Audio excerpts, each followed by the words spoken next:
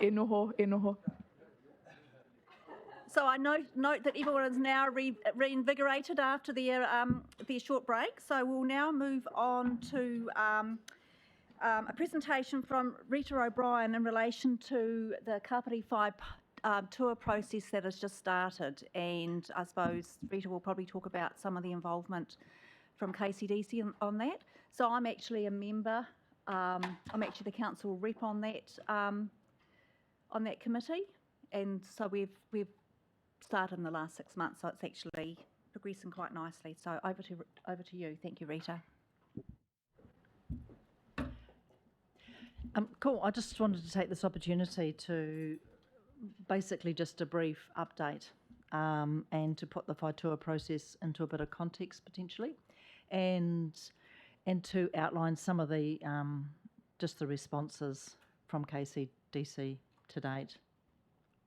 And the Whaitua committee at the last meeting I've called it a resolution, but it's not really. It's just like they wanted to confirm KCDC's level of understanding and commitment. Okay, so as Councillor Jocelyn has said, we've started. We've had quite a few meetings now, and most of how we work together in terms of reference and a lot of discussion around Te Mana or Te Wai and what does that mean for the respective houses. And we're starting to look at the freshwater management units, which is the building block for the Whaitua process. Okay, so I thought we'll just give you a bit of a brief update of what these freshwater management units are. It's very much in a draft at the moment, and what Greater Wellington have proposed is kind of a starter for 10. So it hasn't been discussed as a full committee. So the freshwater management units are required under statute to be identified by the National Policy Statement for Freshwater Management, so Greater Wellingtons have no choice. They're the primary units which activities will be managed and monitored. So in theory, these units are supposed to have, similar target attributes, environmental objectives, and eventually they'll have similar or the same limits and minimum flows associated with them. And obviously the greater number of these units, the greater the accounting and reporting requirements, because there is a requirement that you report on each of these units and track how you're going over time. So obviously there's an ongoing discussion between KCDC and Greater Wellington and the committee. So this is Greater Wellington started for 10, so it's kind of not really for public consumption potentially, because this is their vision. Well, no, it's their starter for 10. So you've got to start somewhere. Obviously, the iwi house will have its own version of this, and it comes together in the Whaitua committee house next time they meet. There is quite a few of them, and I would expect that to be paired back, because some of these units will have similar characteristics, but you kind of have to start somewhere, and you can't start having that conversation unless you have some sort of framework. Okay, this slide you've seen before. It's just to remind everyone of what Te Mana or Te Wai is. So there's, the first priority is environment, second priority is public water supply, third priority is everything else. And there are 6 principles, 3 in Te Reo Māori and 3 in English. And I just wanted to maybe just spend a little bit of time just exploring the difference between the two, because it's never a direct translation between the two. They're kind of supposed to be 3 Te Reo Māori and 3 English, and they're kind of like translations of the same sort of concept, but it never is a direct translation. So, yeah, this is my I'm very flaky sometimes. I do a lot of yoga and stuff. So, and it's just useful to understand that sometimes if you're in a house or a committee with iwi and European that there can be quite a bit of cross-talking because iwi have a understanding of what those words mean for them, but it's not really a direct. It's like the word whānau, like it's in common usage. We kind of interpret it as meaning family, but to a te reo speaker, whānau is way more than just a direct translation of family. Okay, and good stewardship. It's about listening, being curious and affirming, and believing when told how others experience something. So that's just a bit of a... Okay, back to the program.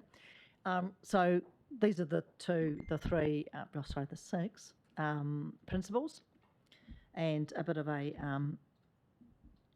interpretation. Okay, so I thought this is actually based on Marina Rangi Baker's presentation to the committee last time and a few add-ons from me. So the first word, mana. So I always panic when I'm in public. Mana,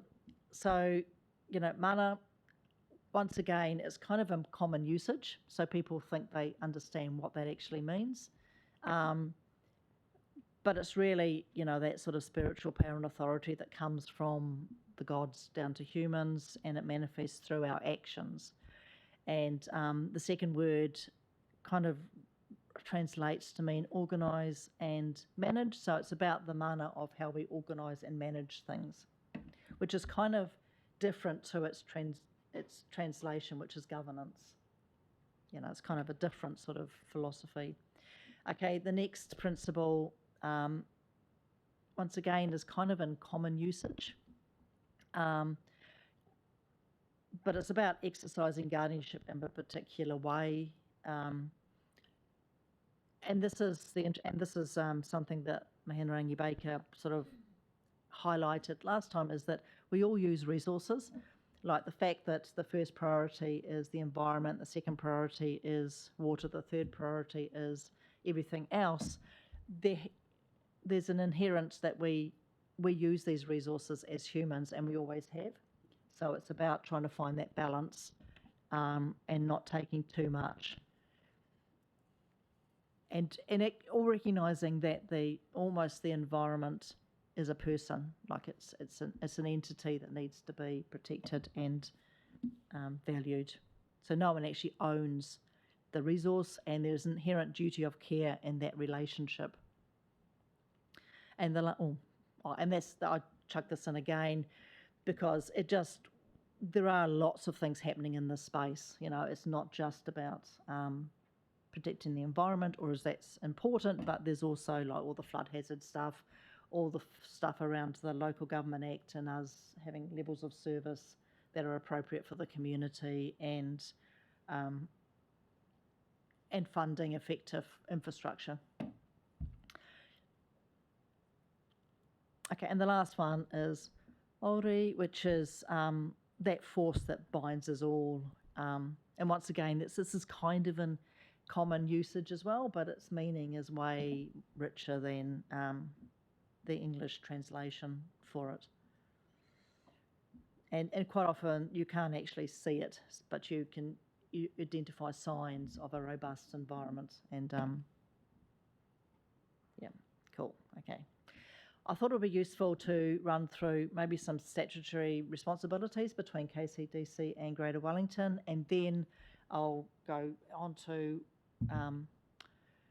what the National Policy Statement for Fresh Water Management puts onto local authorities.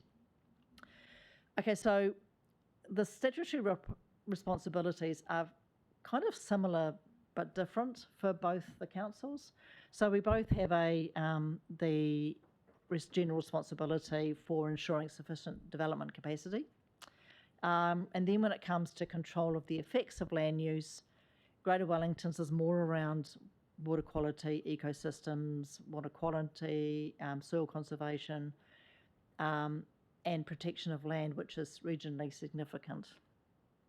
We both have that responsibility for avoid and mitigate natural hazards. So if we go into our statutory responsibilities under the RMA, some of them are similar, but some of them are slightly different in that we have, we are responsible for subdivision and land use, but Greater Wellington are kind of responsible for the effects on water quality and water quantity from that land use. So there's a lot of interaction and subtleties in that relationship. Okay, and the National Policy Statement for Freshwater Management basically requires TAs and regional councils to work nicely in the sandpit. Most of the National Policy Statement is directed at regional councils. It tells them what they should be doing in this space and what they need to put in their regional plans and regional policy statements. But there's also, there are some things. There's one section that deals with what local authorities, which is us, needs to do. So there's a requirement that we actively involve tana whenua in freshwater management. We need to adopt an integrated approach to freshwater management and recognise the interconnectedness of the whole environment. So that's the whole mountains to sea type approach to our catchment management, and recognising those interactions between land use, freshwater, the sea, air, everything. And where we share jurisdiction over a catchment, then we must cooperate in the integrated management of the effects of land use on freshwater. So it's kind of no different to business as usual, but it's kind of listed them all out. That's how we should be operating anyway. Okay, and how councils work together, just as a general concept.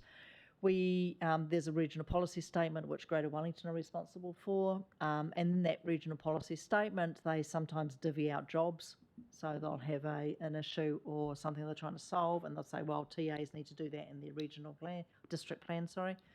Or it might be something that we, it's a voluntary, like we just work towards as a working party or a group.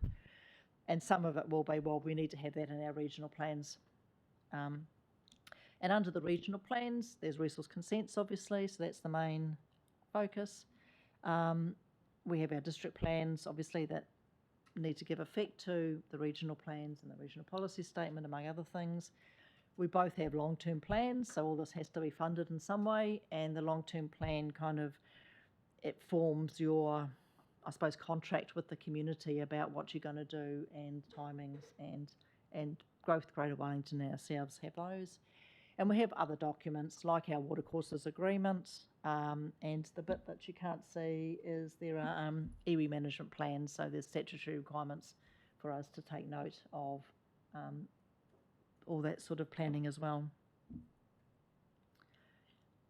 Okay, so I've called it a resolution of Whaitua Committee, but it doesn't necessarily need to be, it's just a suggestion.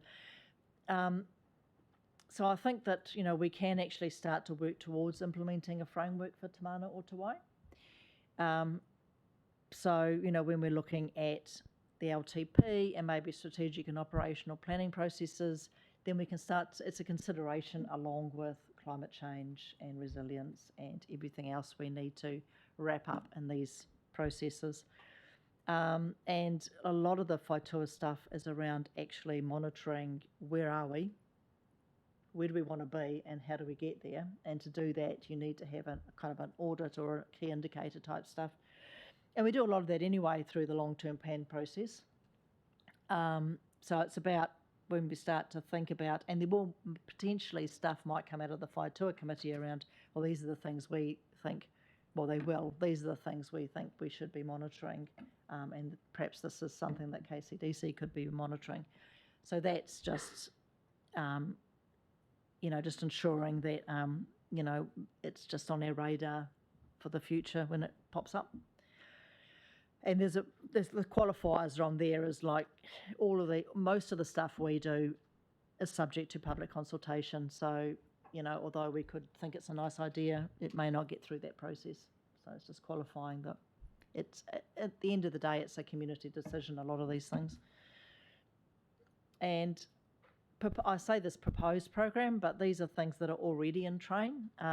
We have a strategic framework So I know the parks guys are looking at a biodiversity strategy. I know Chris's team are looking at environmental strategies, climate change resilience. There's also one I haven't included in there, like the land acquisition strategy. So there's a few things, and stormwater management strategies. There's a few things that are already in train, and even what the reserves plan that you heard about this morning. You know, it all sort of integrates. And then in terms of the cultural monitoring stuff, we've already got money in this year's, next year's long-term plan to support iwi to do some of that work for our consents. I know about the stormwater consent, but it's a similar stuff for the wastewater treatment plant. And all our consents have a huge requirement to, I'm not sure we're ready to call it co-governance, but certainly co-management with iwi. You know, co-governance is huge, and it's beyond, I suppose, these consents to engineer, but we can certainly co-manage resources with iwi in that space. And all that conversation has already started and underway.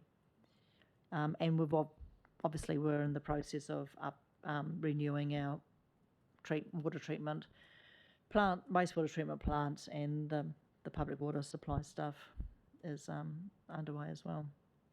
Okay. Any questions?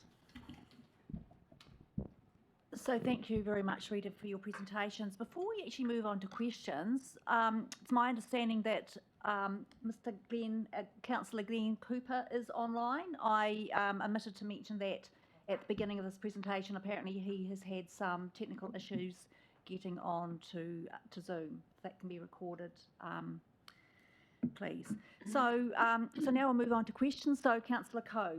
Yes, thank you very much. Look, water is one of our top 10 priorities that we decided amongst us elected members. So this is very topical, and I'm just wondering, for me personally, and relating to our public speaker earlier this morning, I'd like to get some idea of what our benchmark statistics are in terms of freshwater quality, and what's being done to monitor those, and whether we could have like a sort of a regular update on those quality measures, and to identify where the hotspots are and what some of the issues are and what we need to do to improve freshwater quality in our areas. I suppose there's two aspects of it. Greater Wellington monitors state of the environment, and you had a presentation from Penny Fairweather a wee while ago just around those stats. All of our consents have quite strenuous monitoring requirements. So we could certainly put together a dashboard around, what our consents are telling us. A lot of that though is around monitoring what we are doing as opposed to the general environment. I guess I was sort of thinking of a dashboard that gave us a snapshot of our water quality, yeah. So maybe I can pass on to Chris Purvan to make some comments. Thank you. I just wanted to lean into the environmental strategy that Rita had also mentioned, that we will be coming to you and talking about the climate change and resilience and environment strategy. And through the environment strategy, aligned to your top 10 priorities, we will be developing an environmental dashboard that sits alongside that. So it would include the things that Rita's just mentioned. So we'd be looking to do some alignment, but also to understand what's important to make sure that we're getting real reporting on and what that looks like. So yes, absolutely. And I suppose just to add to that, the Whaitua also is part of that process. So a lot of the work Greater Wellington have done is to bring together a baseline. Like if we don't know where we are, we can't actually tell where we're going. So as part of that process, there will be, I would imagine, reporting and baseline stuff and dashboards. Thank you for that. So Kim, next question. Kia ora. Are we questions only? Questions, please. Thank you. Okay. Just on page 4, it says we will have to engage GWRC as we have some concerns, or is it if? what are those concerns? Um, I think it's just an ongoing discussion with Greater Wellington. Yeah. Yeah, that they've given us like their first draft is like 16 of these, and we will be monitoring. You know, ACDC will be involved in the monitoring. So that's just a lot of there has implications in terms of long-term planning and stuff. But I wouldn't have thought we would actually end up with 16. You know, they will be merged into more sensible units. And my other question is about the monitoring and like the dashboard.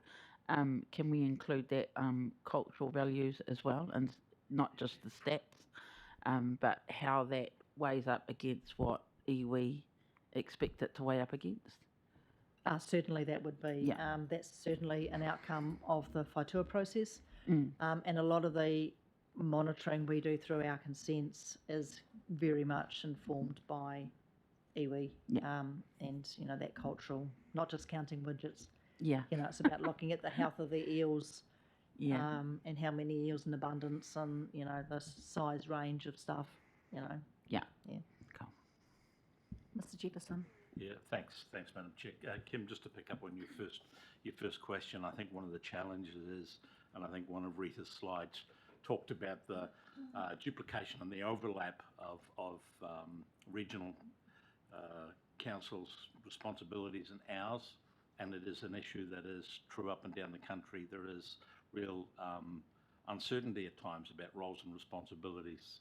SLT are meeting with GW's new SLT next month, and it's top of my agenda is to be really clear on roles and responsibilities of the respective organisations, so that we're not duplicating, but more importantly there aren't gaps, and then the finger pointing that comes years down the road. So yeah, I just wanted to throw that out there. Thank you. Thank you, Mr. Black. Thank you, Madam Chair. Thank you, Rita. I'm always concerned about the intensification and overpopulation of areas and the impact on the environment. So is there any forecasting on what we're doing as far as the intensification, how that's impacting the climate, and when do we say enough is enough? We cannot sustain any more population. How do we govern the future with this? Yeah, it is a big question. It might be beyond my pay grade, but I'll have a go first and people can actually correct me as we go. Got to put it out there, eh? I suppose we have flood hazard modelling, and our current flood hazard modelling is fit for purpose. We're updating that flood hazard modelling, so it'll be way more subtle. You know, like we'll be able to actually very quickly and easily and transparently model the new development as it proceeds. We have our hydraulic neutrality provisions, so all new developments, irrespective of whether it's high density or not, needs to comply with our current framework.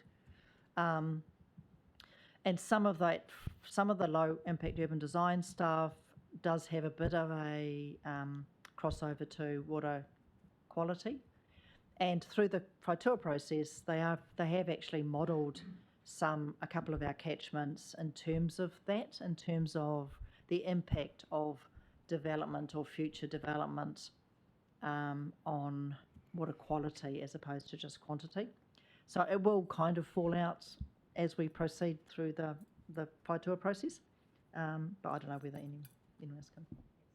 So at this point in time, I know Chris is wishing to make some comments, but first of all, I'll get Mr. Jefferson to make some comments. Only because I've got a shorter memory retention than Chris probably. It's a great question, and Rita's answer, right? Going through a consenting process, we've got some opportunity to influence both volume and potentially quality.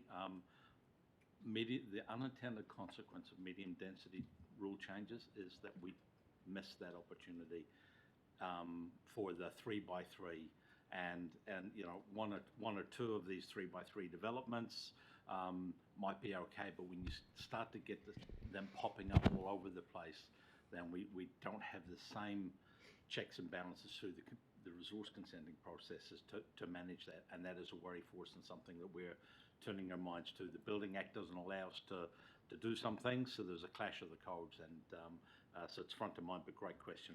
Thank you. Chris? I just wanted to, I guess, lean into two things that are happening at the moment.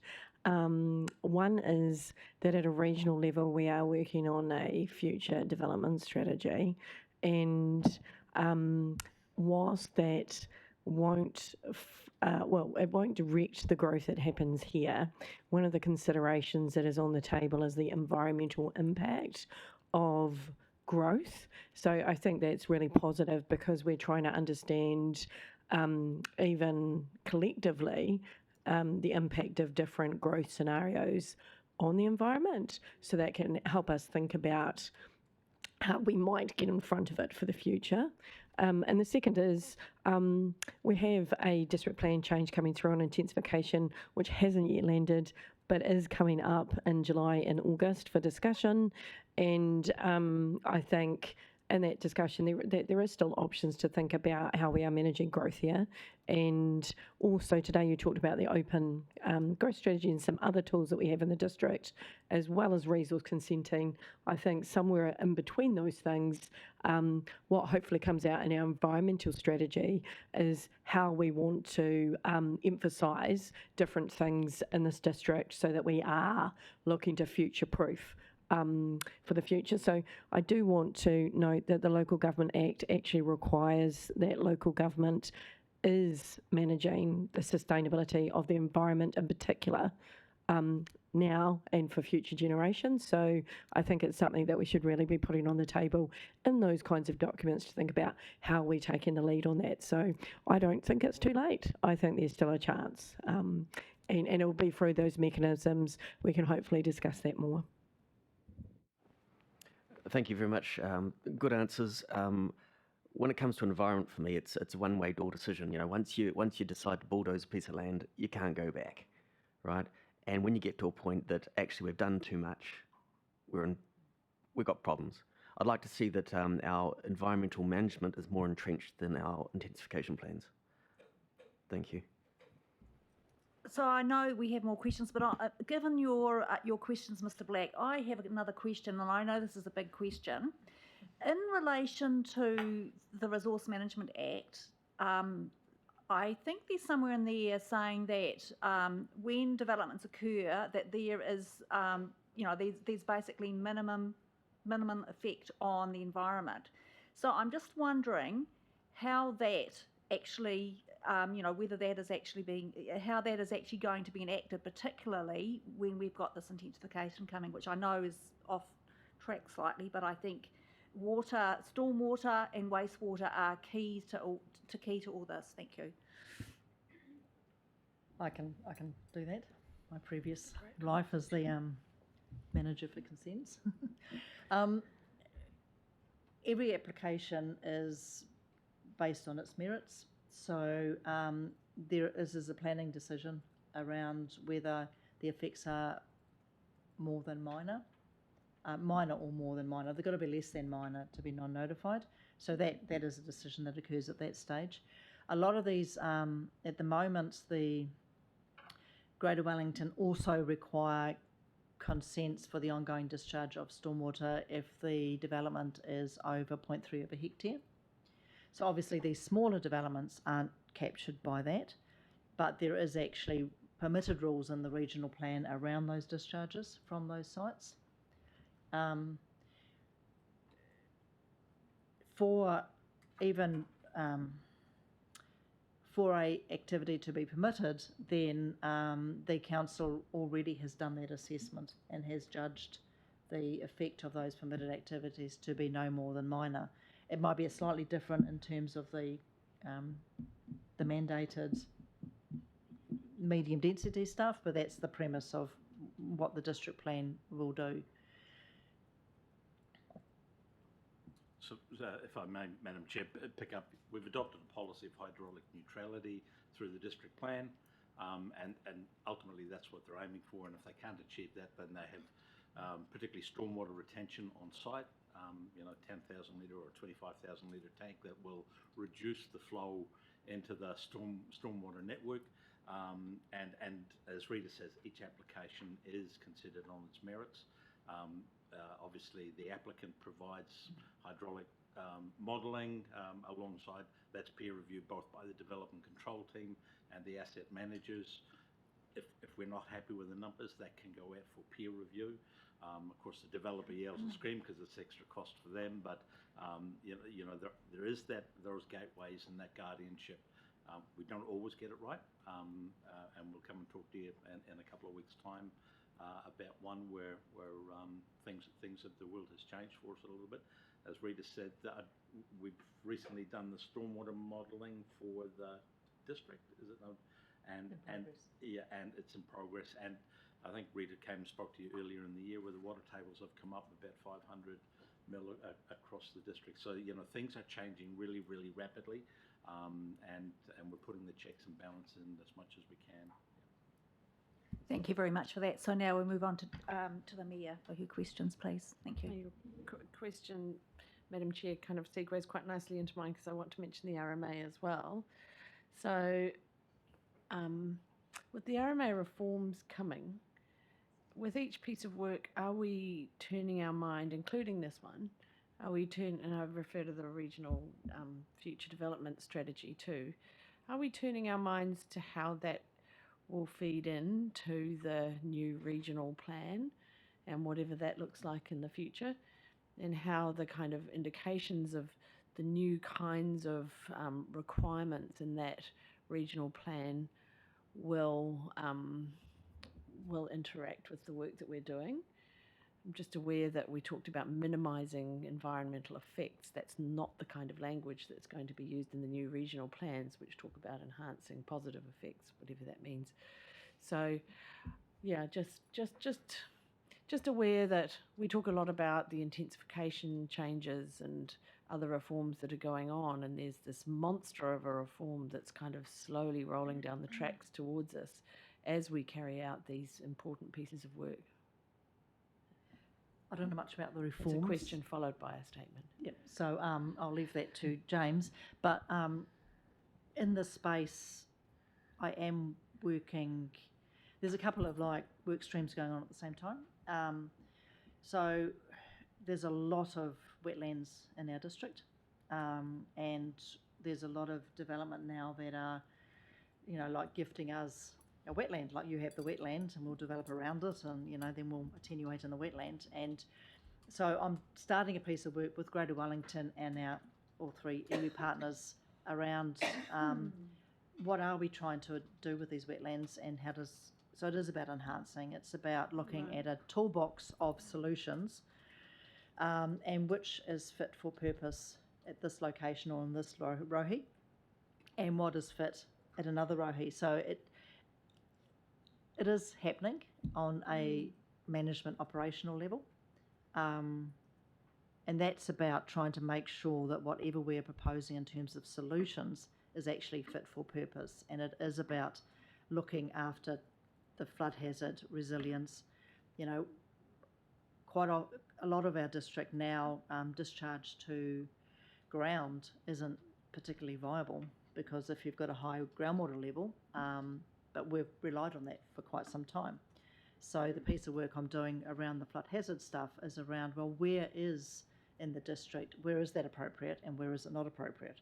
In terms of wetlands, which wetland potentially would be okay with us putting attenuation or a flood hazard on it, but what do we need to actually manage for its value, and make sure that, because the problem with inland or urban wetlands is they get almost landlocked, so they can't actually operate as a natural wetland.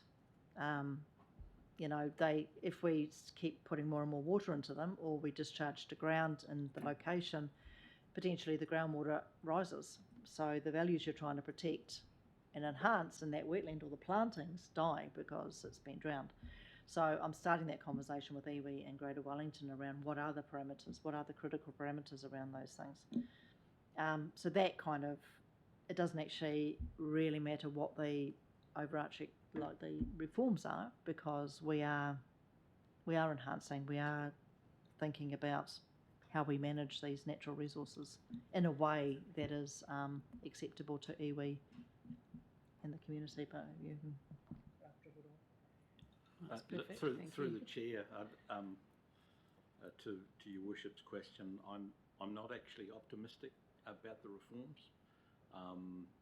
I have seen policy schizophrenia for 20 odd years, and Chris may have a different view, and she may be a little bit closer to it. I sit in on some of the workshops, and I'm not being critical of MFE. I know that they are absolutely under the pump, but I'm not confident the reforms as I see them will land the objectives of the Randerson Review, which was much of this. We haven't done a great job of looking after our environment. What I can say is that through Chris's team and my practitioners, we will continue to take every opportunity to talk about the challenges that we have, particularly here, around water, natural hazards. We've got them all here, all of those things, and how you build a regional spatial plan that reflects all of that. So we'll keep shouting. We'll see what comes out. I'm not optimistic. And alongside that, the Whaitua process as well is just a crucial and valuable piece of work, and going quite smoothly compared to some others in the past, I understand. Thank you. Now, so Mr. Olsen, Yeah, questions, thank you. please. Just a quick one on another reform, of course, is free waters. I'm just wondering what the impact of free waters will be this, because if the council no longer controls the services which are directly, taking the water and putting back into it, what is our role in governance and, monitoring, and, what can we do, if these services are not doing, the right thing for the environment? I think that's a great question, and I'm not sure anyone can really answer that. Well, I don't think anyone actually really knows.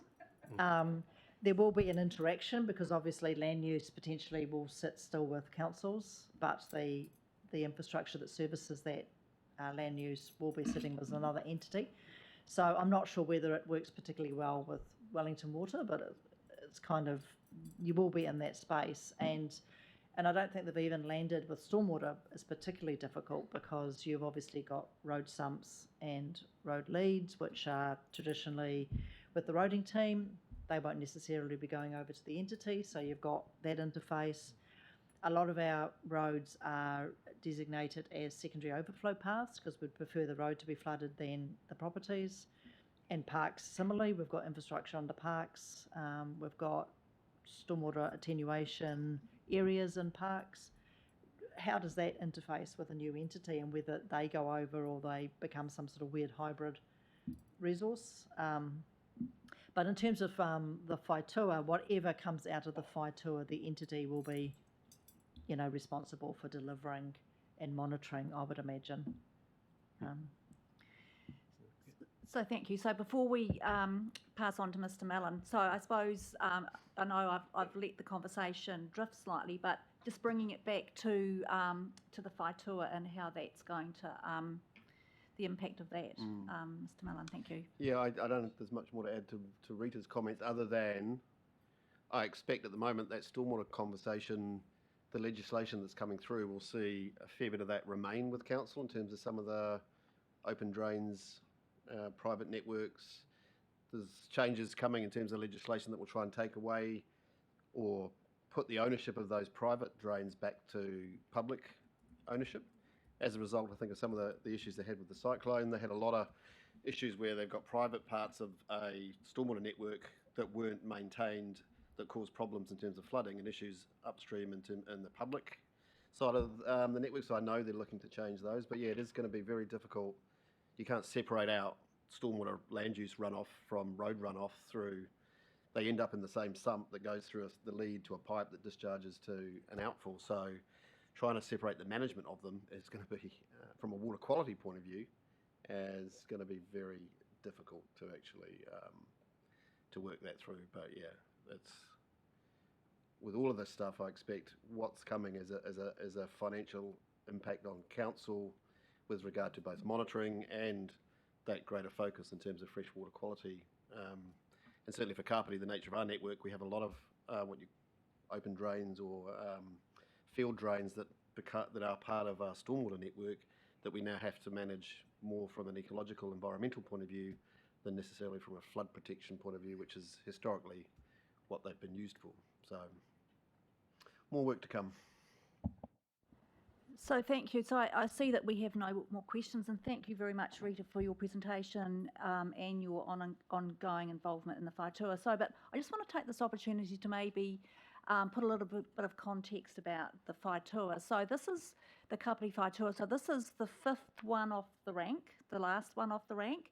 And I suppose this process has been run on a treaty house model, which is the first time which has occurred. And so there's a lot of, I suppose we're still working through how that is going to work. But the key thing about this is looking at our fresh water. And as Rita has mentioned, there's a lot of parties involved in this, and obviously GW are a key part of that, and so is KCDC. At the end of this, there potentially is going to be a plan change. So it is a massive piece of work, which we've got to get right, but also too, we've got to bring in our communities to ensure that everyone is on the same page. I don't know whether you'd wish to make any more comments to that, but I think just giving the context about KCDC's involvement in this. So thank you. Thank you again for coming along, and no doubt there will be a number more updates and reports on this matter, both at this subcommittee and at another council level. So thank you very much. Thank you. So now we will move on to the report that we actually have on our agenda, which is the council's corporate emissions reduction targets. Miriam is going to present that along with Ninka, supported by Ninka. Welcome to the table.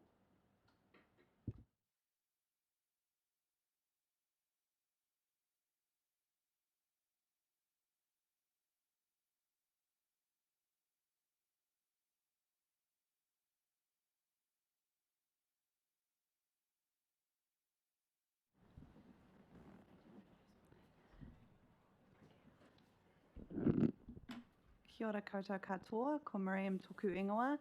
I am the Sustainability Advisor for Kapiti Coast District Council, and I'm here today to present to you this report on our carbon emissions reduction targets. I would like to take the report as read.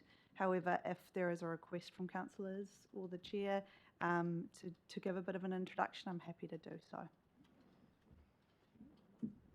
Thank you. It's quite a detailed report, so maybe just a very brief overview of where, I suppose, particularly our recommendations that are listed in this paper. Thank you. No problem. So the key parts of the report are that we are proposing to reset the striving for carbon neutrality 2025 carbon target and set a new long-term net zero target for 2050. In addition to that, we would like to propose a midterm target. So that's a 10-year target that would be for achieving a further emissions reduction from our initial work that we have done over the last 10 years of carbon reduction in this council. So that would be set for 2032. That would be our midterm target, and that target is based on splitting category 1 and 2 emissions. We'll be focusing on the next 10 years working on those emissions, whereas the 2050 target is for all of our emissions, trying to get net zero for every part of the emissions profile for the council. And we're just wanting to acknowledge that that 15% reduction target by 2032 is on top of an already 70% reduction that the council has achieved in scope 1 and 2 emissions so far. Yeah, I think I'll leave it there and open up the floor to questions. Thank you. Thank you, Miriam. Did you want to say something? Okay. So, thank you. So we have one question at this point in time. Councillor Coe. Look, I just want to be really clear on the extent to which these targets include contractors to council, people that we're working with. That's the first question. Second question is, there's reference in here to electric rubbish trucks. I just wonder if you could explain what that is. Absolutely. I'll start with the rubbish trucks because that's pretty easy. So electric rubbish trucks exist. They are currently running in Hutt City Council's district and being ramped up as we speak over the next few years. We are proposing that council owns one rubbish truck that it operates exclusively, whereas the rest of the rubbish collection services for council are operated by private market. So we're proposing to change that one rubbish truck that we own as a council. What does that rubbish truck do, if you don't mind me? Oh yeah, absolutely. So that rubbish truck picks up the public litter rubbish from across the district. So it does about 90 kilometres a day. There's no requirement on the private contractors to move to electric? No. So we're really looking internally at our own operations as a council. So does that answer the first question as well, that this only covers council operations and not contractors? For the rubbish truck, yes. Oh no, in terms of the targets that we've set here. So for the only council operations and not contractors. For the category 1 and 2, that's not contractors. We would be looking in the future. So there are 3 scopes or kind of categories that we talk about in terms of emissions. Your category 1 is your direct emissions, and that's things like your fuel that you burn from petrol and diesel, the gas you use for heating, and then you've got indirect, your category 2, which is your electricity predominantly, and then you have your category 3 to 6, and that comes into, that's your essentially contracted emissions or your value chain emissions. That's what's the resources involved in creating this paper. It doesn't create emissions me writing on it, but it created emissions producing it. And so in the future we're looking to strengthen our ability to collect information on what our category 3 to 6 emissions are. Right. And so that might involve working with our contractors to get an understanding of what is the impact, because at the moment we're limited in the data we can collect from our contracts. Does that make sense? Yep, sure, thank you. Thank you, Councillor Coe. So, Mr. Judge. Thank you. Please. My question is, can you tell the committee what sources comprise the Category 1, Scope 1 emissions in total, so that we can assess that against what the target is, because there's a target but no context to it? So our category 1 and 2 emission sources are electricity, petrol, diesel, gas. Is this? Yeah. No, I understand that. Yeah. The specific question: what are the quantities from which activities? What's the inventory say that gets you to your total? That this swimming pool is this much, the vehicle fleet is this much, some other activity is X, and you add them all up to get to where we are. And what is that total? So we do an audit every year. We publish that inventory and audit every year. We have done that last year, October, and neither of us remember it by heart, I'm sorry. Okay. So it is published, it's easy to produce it, because that does exactly what it does. It's per activity grouped as well as per usage of fuel. For example, fuel across activities, but also per activities. So it's a complete breakdown of 1 and 2 emissions. I do have the total for 1 and 2, but not a breakdown. No. Can you tell us the total? So the total for last year for Scope 1 and 2 was 4,248 tonnes. I'm just wondering, Mr. Judge, whether it would be useful to have a conversation with Miriam and or Ninka to actually to dig into this data if as you're obviously interested, unless there's a question that potentially could be coming out of. So, Chair, my concern is without the context, it's difficult for the committee to understand what's being proposed in the recommendations, and so give it proper consideration. Because I don't know where emissions could be reduced more immediately before 2032 to see if this is a reasonable thing to be proposing. Thank you for that. So this report is going to go to council, I think it is, based on the recommendations, and there potentially could be an opportunity for another recommendation to include that information in the report that goes to council. Okay. Thank you. Moving on to Mr. Black. Thank you. Madam Chair. My question being, kia ora. My question being, again, population intensification and all the activities associated with that. Does this report and plan take into account the doubling of the population and all the activities required for the next 20, 30 years? This report is focused on our organizational emissions, and for example, a solar hub, solar panels on this roof doesn't take population growth in count. An EV truck to run our public litter bin doesn't, because it will still drive the same 90 kilometers a day. When it comes to category 2 emissions mostly, which is energy we use to deliver 3 water services, that impact at the moment hasn't been taken into account because it's unclear when that will change, and if that will change, with it will change the legal liability, if you wish, for those emissions. So in that sense, no, it is focused on projects we can do, decarbonize our fleet, EV trucks, switch our pools of gas. They're not population related. They will just bring down our organizational footprint of delivering 2 pools in this district. If there are more people to use the pool, it doesn't change the footprint of the pool, if you know what I mean. So in that sense, these targets are not growth related. Right, the only current state plan really, isn't it? Sorry? It's only a current state plan.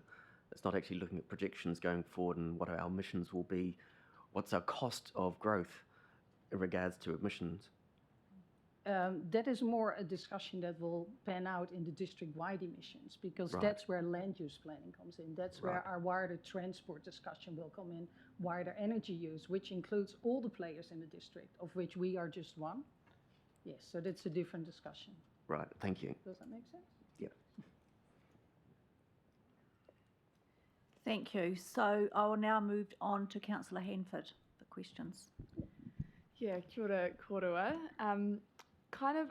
I guess it's slightly along the same lines as Christian's question, but in terms of resetting the target and adopting a new one, which we obviously acknowledge we need to do, and Council's already committed to looking at this, which is why this is now in front of us.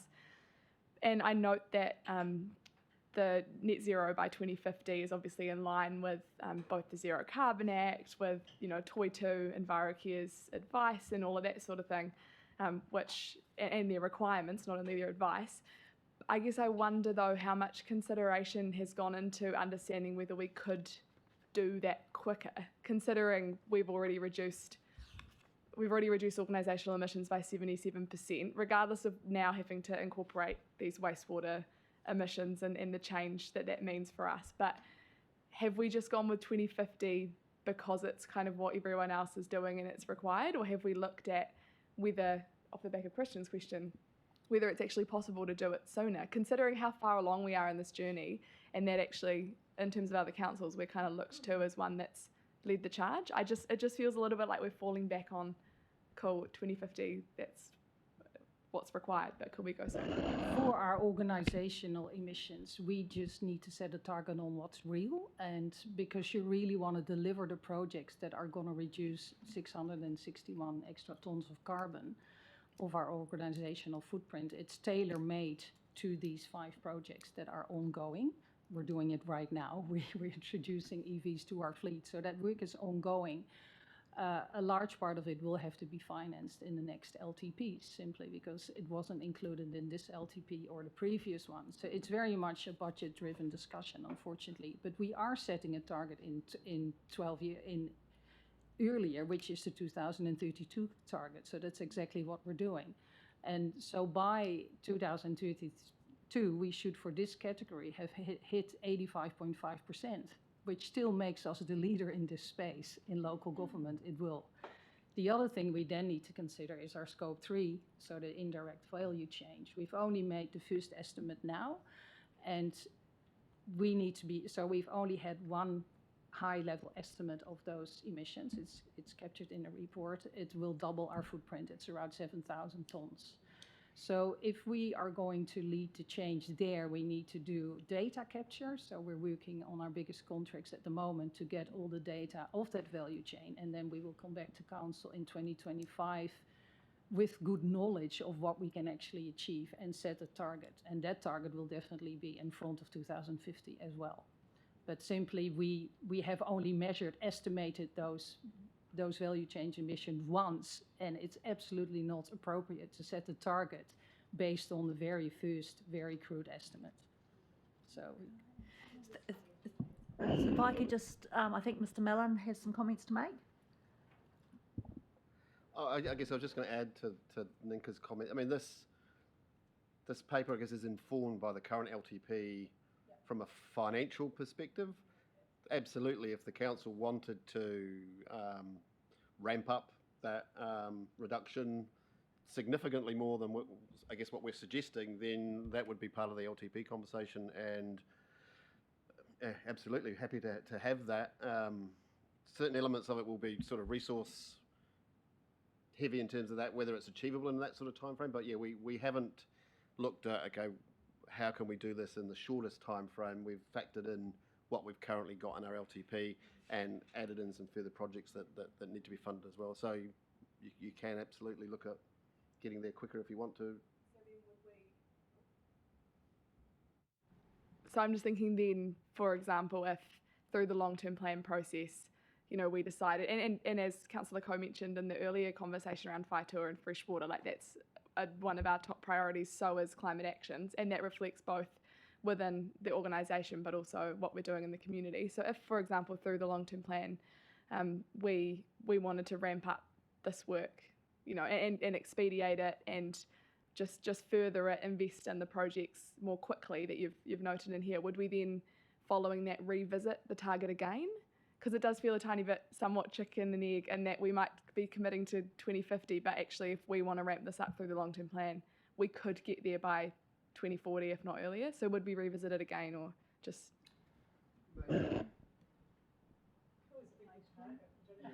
Exactly.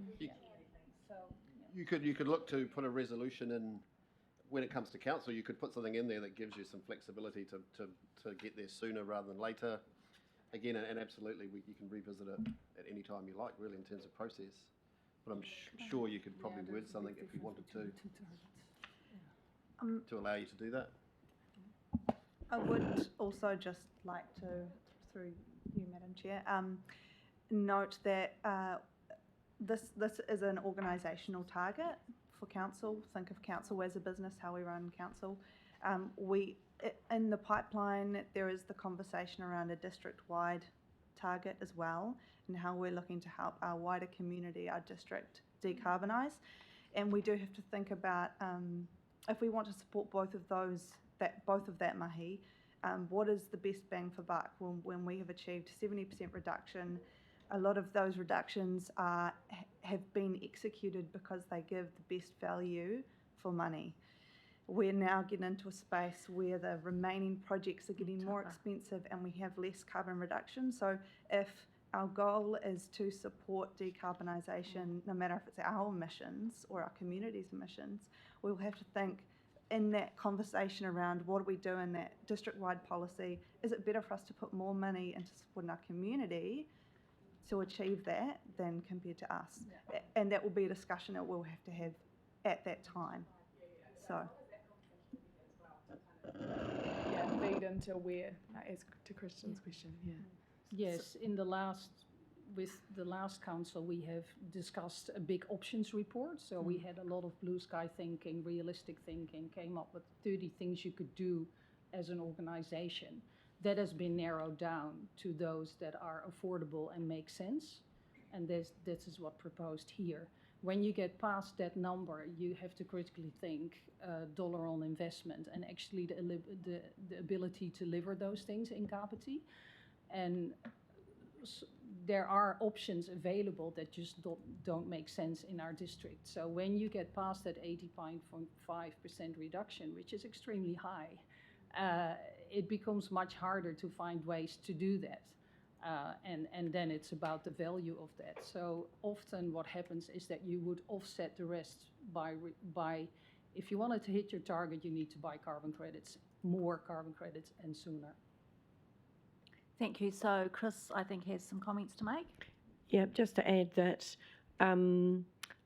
as we're progressing work around Vision Kapiti and the outcomes that we're wanting to drive across a number of areas, part of the conversation will be the trade-offs you want to make to drive change.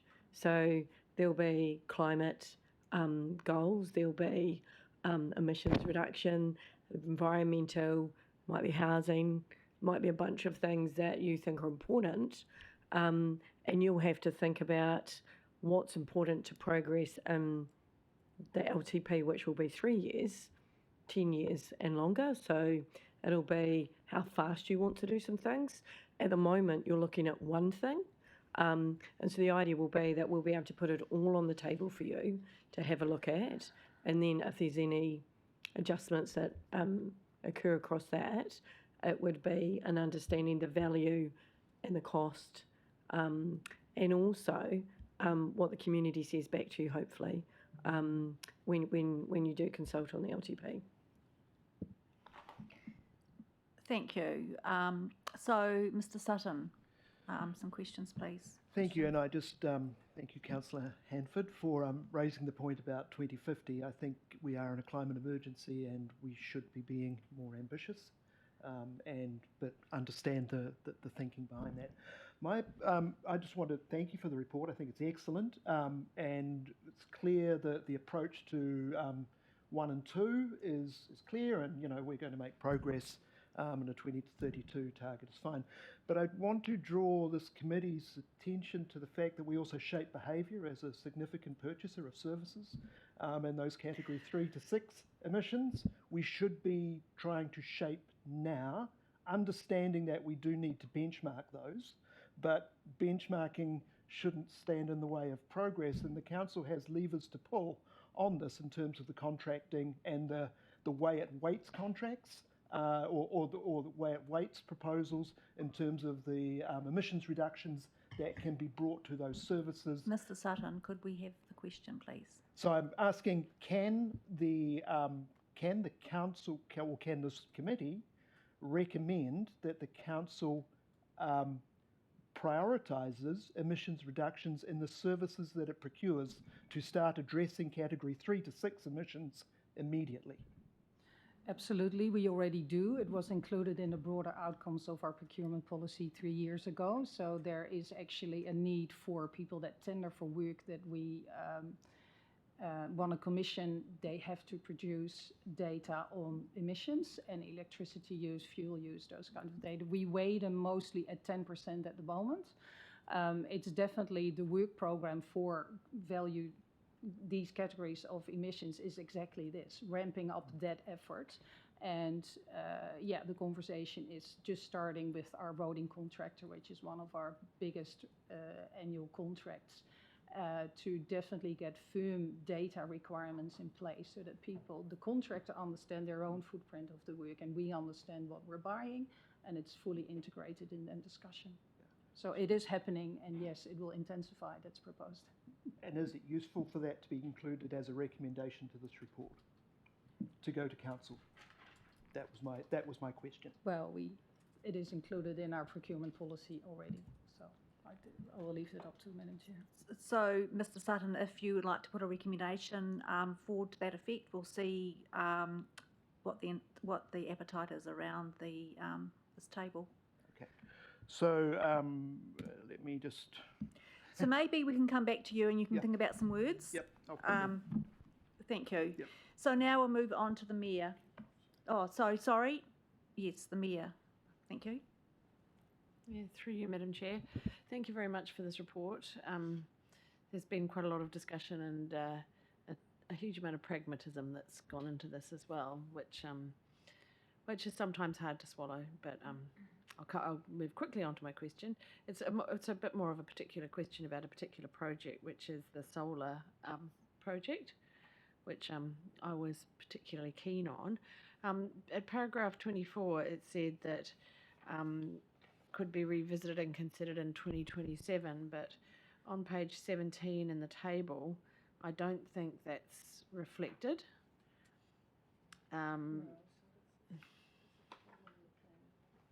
Is that? Am I right about that? Yes. So I would quite like to keep the table that we've got on page 17, and I had a question that's kind of related. So we're assessing these projects in terms of bang for buck for their direct emissions. Have we also taken other considerations into account when we're suggesting timelines and priorities? For instance, the social possibilities of that wind farm, like the Energize Otaki managed to achieve, or the possibility in the future that we would be providing an example for other infrastructure projects, or those other kind of things that aren't directly related to emissions? We do, because we want to be seen in the public as, so the projects that are proposed have a high visibility in public as well, so it will allow us to lead by example that our pools are no longer using fossil fuels to be heated, for example. So that storytelling we will definitely use. It's definitely, we're also looking at still leading the way and doing that visibly.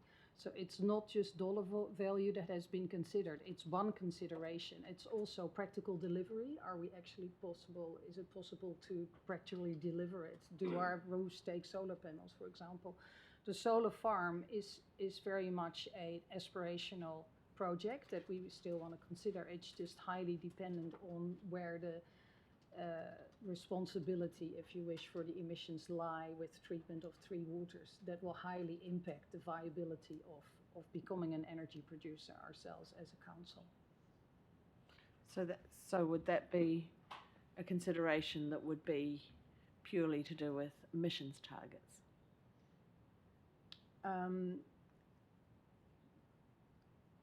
There is also a consideration of the wider outcomes of each project that we deliver. You know, having solar panels set up in Otaki is a huge visible project that also displays leading by example, and we don't know how that, if we did choose to execute that project, how that would be developed, who that would be developed alongside, how it would be set up and run.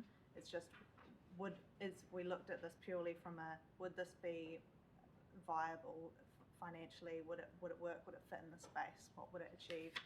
And the broader outcomes of working with community on setting that up haven't been explored in depth, but we're definitely aware that there's opportunity there.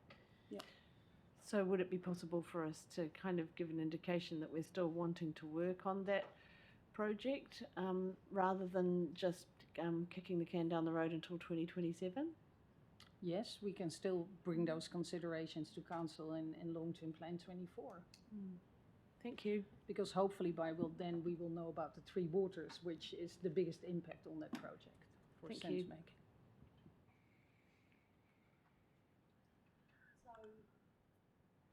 So thank you for those questions and answers. So we'll now move on to Kim for her.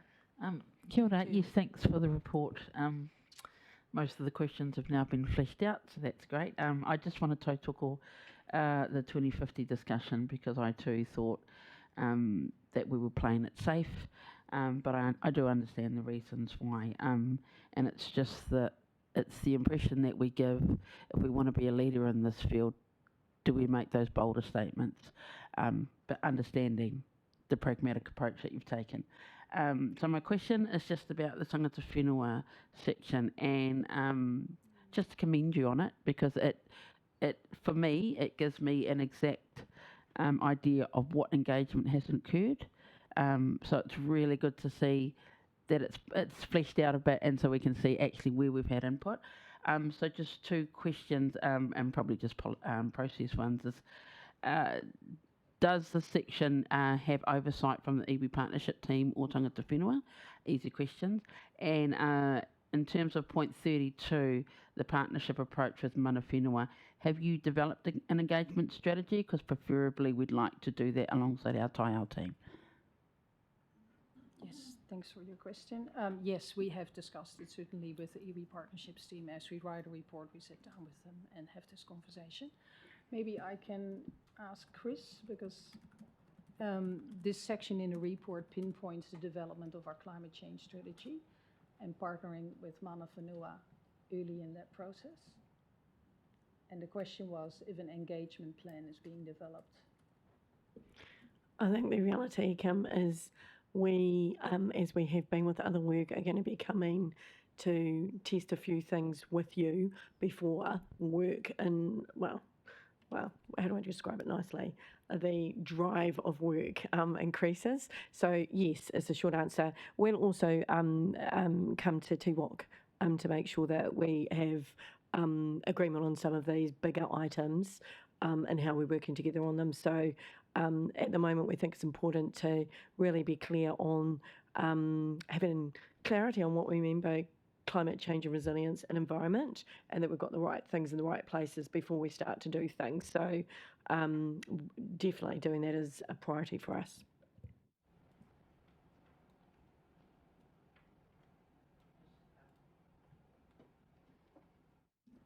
I'll just quickly, can I have an offline discussion with you about that whole thing later? Thank you, Kim. So now we have Councillor Cooper online or via Zoom for a question. Hopefully he will appear. Unmute. Yes. Oh, there we go. Hi, just a quick question. Just coming back to the conversation that Sophie had around moving the targets forward or moving faster, and you mentioned that there would be a need to buy carbon credits or more carbon credits.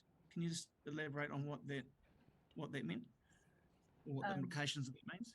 Yes, so the 2050 target, that is a science-based target that is used internationally, nationally, regionally, and at our level as well, is basically looking at gross emissions. So the aim is to reduce emissions by around 90%, and then you would buy around 10% of your remaining emissions. You would buy carbon credits to offset those, and those are based on a market value and what happens in the marketplace for carbon credits. So you would reduce as much as you can, but there will always be a remaining footprint for any organization that does services delivery. So that may have to be offset. And in our case, we would have to add a target for the value chain emissions, because currently we haven't included them because we've only estimated them once, and we need to start measuring them appropriately. And those will also set out a time path in how far we can reduce those value chain emissions, which are a lot harder to reduce than your direct emissions. By the time we get to 2025, it needs to be based for our audit purposes and monitoring scheme that we're in. It needs to be a realistic target.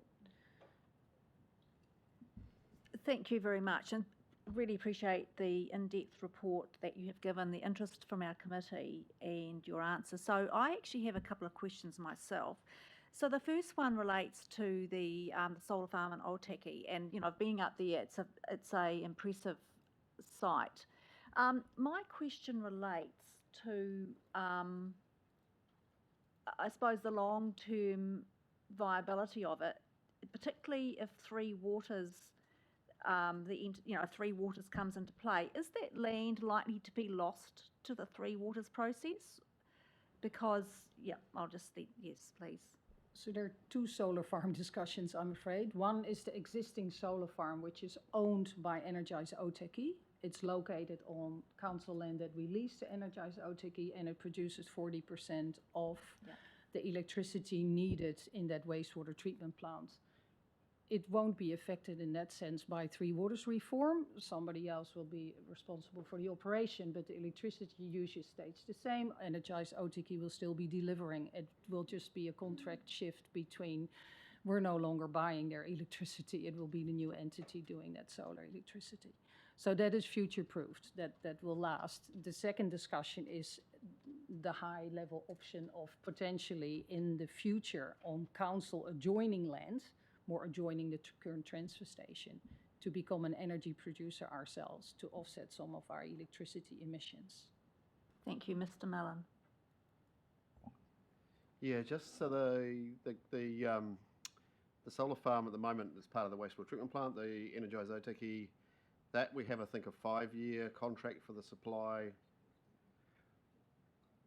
I thought that was for the land. Well, there's a period of time that the contract is associated to them back to council for the supply. Once that transfers to the new entity will have to enter into that contract. So we won't be able to necessarily lock that in perpetuity. It will be transferred across under existing terms, which will have a finite period of time associated with the contract. So yes, and the land associated with it is part of the land designated for the wastewater treatment plant. So that will be subject to some element of risk because it will be managed by the new entities. This parcel of land that we're talking about in terms of the larger area won't be transferred across to the new entity, so will remain in council's ownership. So you've got more certainty over ability to manage that than potentially you will have to the one that's linked to the wastewater treatment plant. So I suppose the reason I asked that question is because obviously we are potentially going to be investing ratepayers' money into that. And, you know, I think it's important to understand any risk of where that might be taken out of our hands. Yeah, thank you. So my second question, and it's sort of been touched on here slightly, but specifically when we're talking about, so I certainly appreciate this is corporate emission targets. But I suppose this is where the interaction between, or the intersection is between corporate and our community, and we can actually drive policy that does affect our community targets. And I suppose what I'm specifically thinking about is, and I know this has come up before, is what goes into our landfills and in relation to the emissions from those, and you know, whether or not there's any policy that can be implemented that actually reduces that input from a carbon emissions perspective. Part of our annual audit are our own waste streams from our buildings that go to landfill. And we look at the gas capture and destruction at the landfill where that waste is disposed of. So it's part of our inventory process. We do that.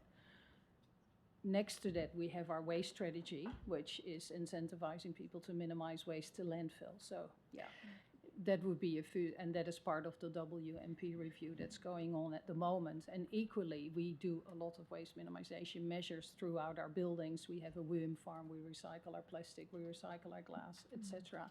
Similarly, for council projects, if we can reuse, that's why we're setting up the Zero Waste Hub. If we have construction and demolition waste from our projects, like the refurbishment in the Oteki Theatre, a lot of it was worked together with the contractor and the waste team to divert a lot of those materials for reuse. So I suppose specifically I was thinking about, you know, from the wood waste and whether or not there's actually any carbon emissions from those. Yes, because it's organic material that breaks down in landfill. So the point of us to set up an additional Zero Waste Hub to really divert wood C&D waste out of landfill is a big driver for us. Yes, so that's going on in the waste space in conjunction with this. So one contributes to the other. Yes, so thank you. So also too, on page 13 about the solar farm and potentially moving it out a bit. So I'm just want to double check that this council hasn't actually agreed to actually move it out, or is that a recommendation that you're making to us to do that?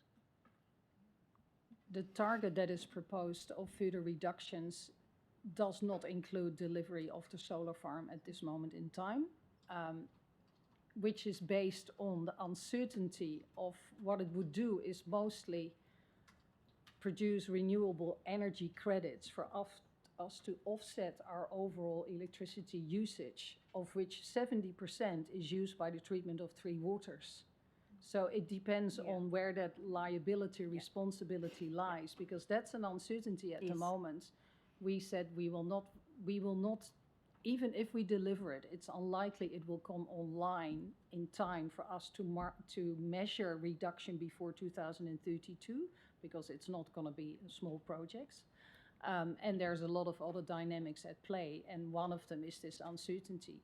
But it can be discussed in LTP 24 and still be budgeted in one of those years that will be covered by long-term plan 24, yes. Thank you very much for that. So now we've finished with our questions. I'm aware that there are potentially some recommendations coming towards this committee. So I'm just wondering whether staff are able to put those up, and then I will.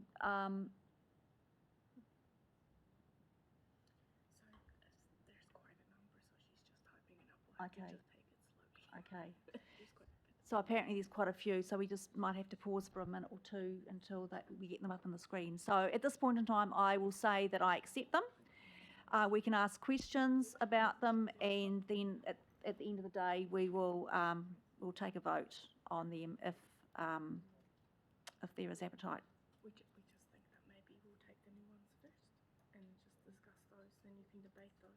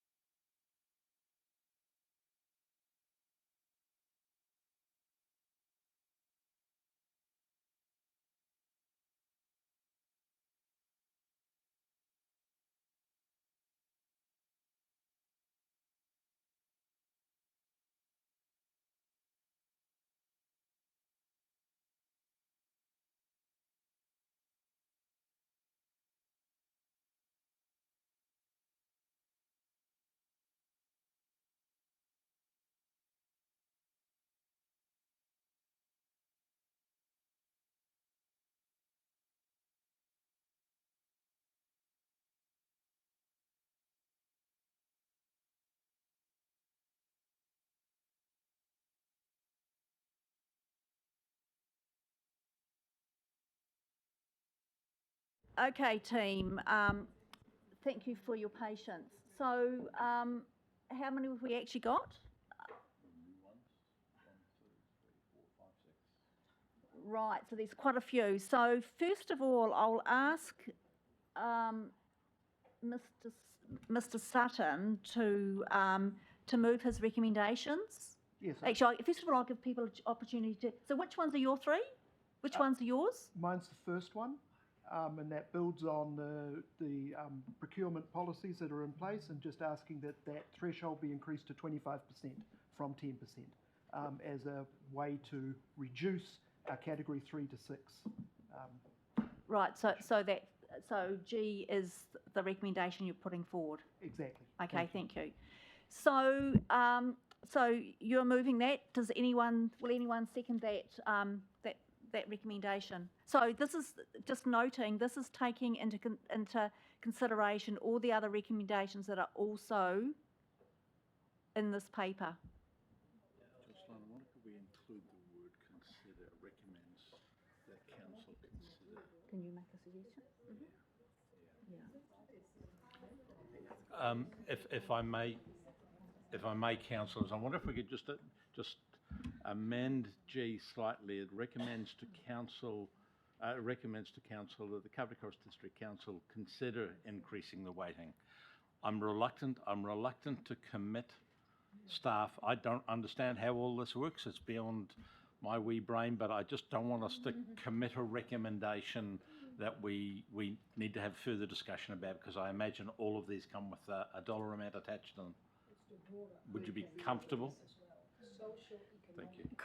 Could I just also suggest you generalise it even more and just say that that you come back to us with options for increasing the weighting and what the implications might be, rather than nominating percentages in that recommendation.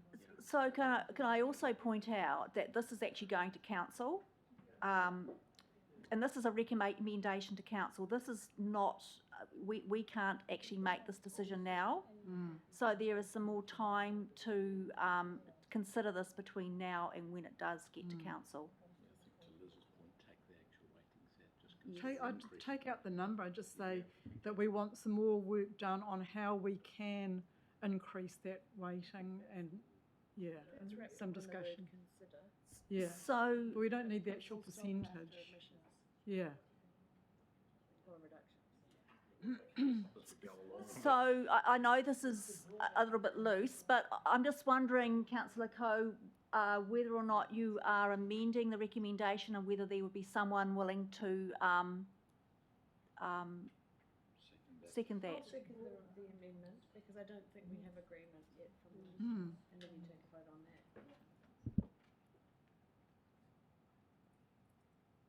Okay, so we now have an amended, an amended recommendation. Does that? I'll move it again. I think the point is to consider this issue. It's been moved. It's been, but I've already moved the amendment, haven't I? Yes. You can withdraw if he accepts it, Well, whatever. I don't care. I think. So I think the names need to be changed at the bottom of that. So I think it's a case of where Mr. Sutton's name will be there for the initial one, and then this is the one that is going to the vote. No. So do you want to speak? I've just moved the amendment. Sorry. That's Yes, all. so you've moved the amendment, but if you vote, then this becomes the substantive motion. Yes. And so you could put it to a vote now. And been moved back. So this has been, is it being moved by the Mayor? No, Councillor Coe. Seconded by the Mayor. So is there any discussion on this? So we'll put it to the vote. All those in favour say aye. Aye. Those against? The recommendation is passed. So that's the amendment that's been. Yes. And Yes, now so we that, go back to voting on the substantive motion, which is now this. that one. Oh, hold on, sorry.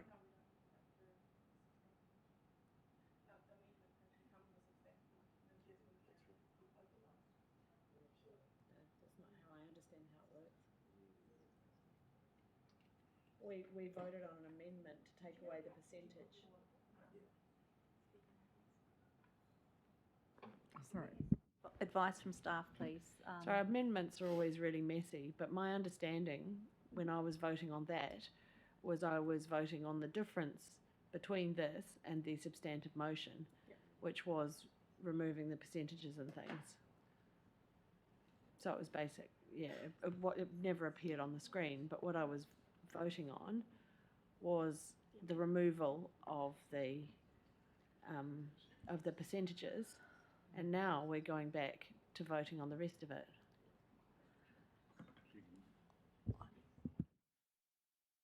Which was moved by Tim and should be still moved by Tim.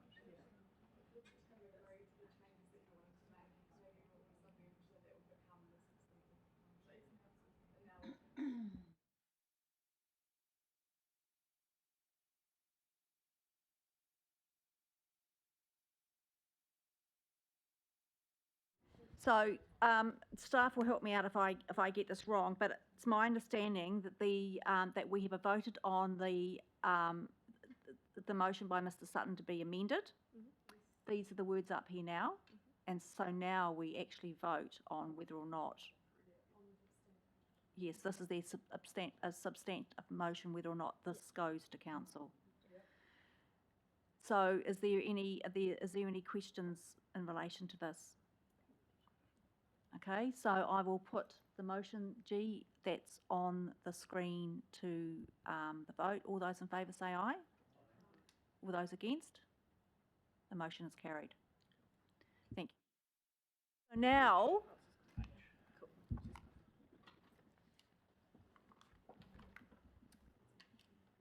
there are a number of others along that Mr. Judge has recommended that we consider. I'll give people a chance to read these. Can I, Chair, I just note that Yes, L should replace B.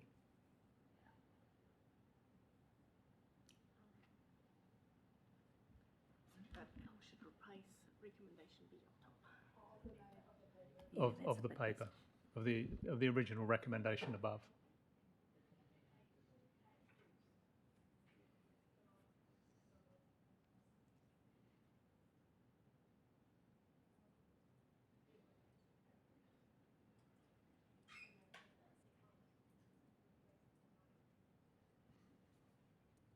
Okay, so what we'll do is we'll look at H to K first, because these are new recommendations, whereas K is one that is replacing one of the original recommendations.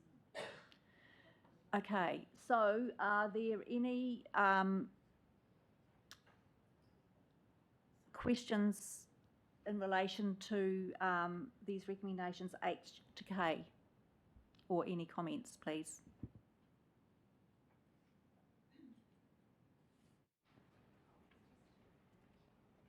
Councillor Coe. Yep. You can go now, thank you. Oh, Yeah, I think, again, with these, we need to be considering, not recommending.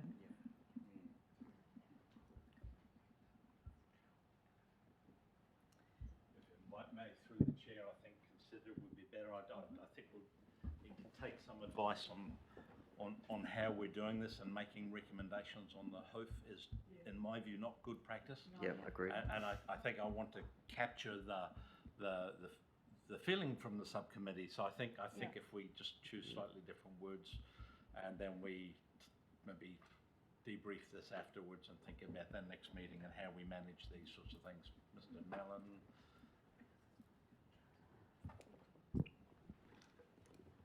You know, another.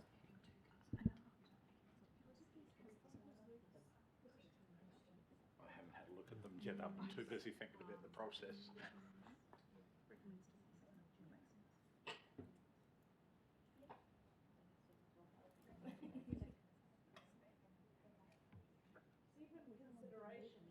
Yeah.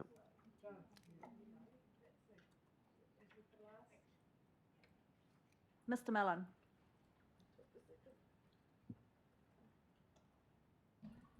Yeah, gone so red. just to, I guess, reaffirm the comments from James, considering, I think this paper's coming back to council on early July. So we're not placed from a resource point of view to do further work around a lot of these in advance of that meeting, and some of them, I mean, so there's no substance in the report itself to even support making some of these recommendations. So without any of that information, again, as James said, it's extremely unusual to be making resolutions like this without any supporting information. And if you want them to be considered by staff in advance of the meeting in early July, then we're certainly not placed at the moment to do that. And so you may be able to tone them down a bit in terms of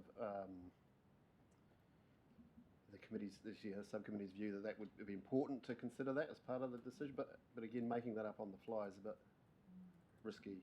I mean, I can tell you with we can't, the number of activities that we are involved in that require vehicles that aren't currently available in itself means that's not achievable. The Mayor. So the Mayor would like to speak. The Mayor. Are you doing it? Yeah, it's not working. Sorry, Katie, can you jump in? It's not working. So first of all, I'd like clarification as to whether these have been seconded, because they could lapse for want of a seconder. Have they been seconded? So I think so I know this isn't quite following process, but even considering these has a cost implication and a resource implication.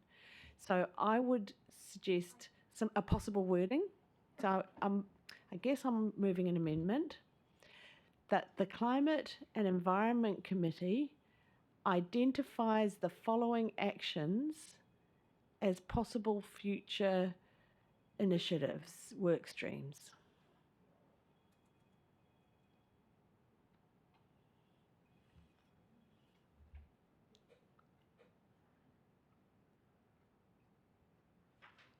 Because they're good ideas, but even deciding to consider them is something that, to me, would be beyond the advisory scope of this committee. But it means you get them on the table as a possible. I guess I'm debating. Are you seconding my amendment? Yep. I'll second that. So now I'm just doing my right of introduction. So beforehand, so in the meantime, if, I'm just wondering whether staff have the words. That the Climate and Environment Subcommittee identifies the following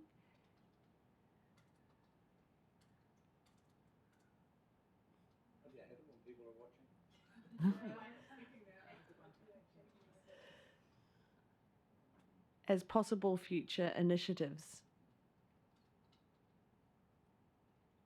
that could be considered by council.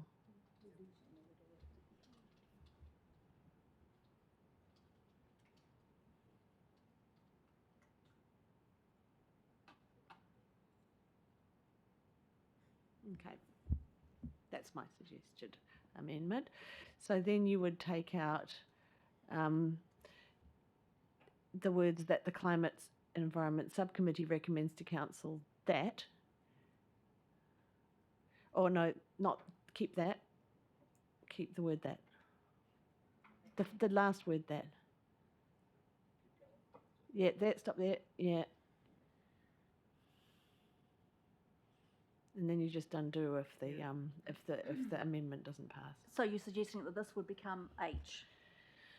Yeah, well, I'm moving these amendments, and if this doesn't pass, then you would Control Z, Control Z, Control Z until you get back to the original one and then vote on that.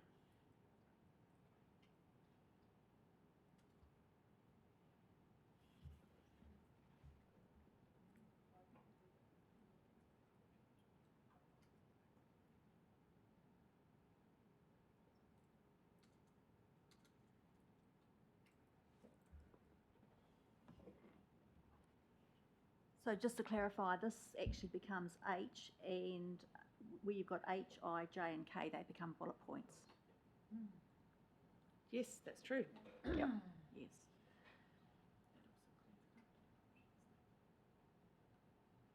Okay, so remembering we still have one at the bottom, don't we? We still have one more at the bottom. So, yeah, just remembering that, but we'll go back to these here now. So is there any discussion on this, on the recommendation? So it's on the amendment, yeah. Yeah, sorry, on this amendment, Mr. Black. Thank you, Madam Chair. Yeah, look, I too agree with the amendment. We've got to be very careful to be cautious about using strong words like elimination when we don't know if that's possible yet. There's things like we haven't even considered categories 3 to 6, so we don't even know whether EVs in the large scheme of things are actually good for this earth. And if we're going to commit to stuff like that, we need to actually have more information before we can actually set timelines to it as well. I believe we probably need to remove the eliminate and have best endeavours for all of this. So it's more, we're doing this in good faith. Significantly reduce. You know, elimination is too much of a hard and fast, and I don't believe we can do that. You know, we don't actually have alternative to fossil fuels at the moment, and we should be actually recommending things like a hydrogen plant, which we can then convert our combustion fleet over to. And that's more sustainable. But we haven't considered that yet either.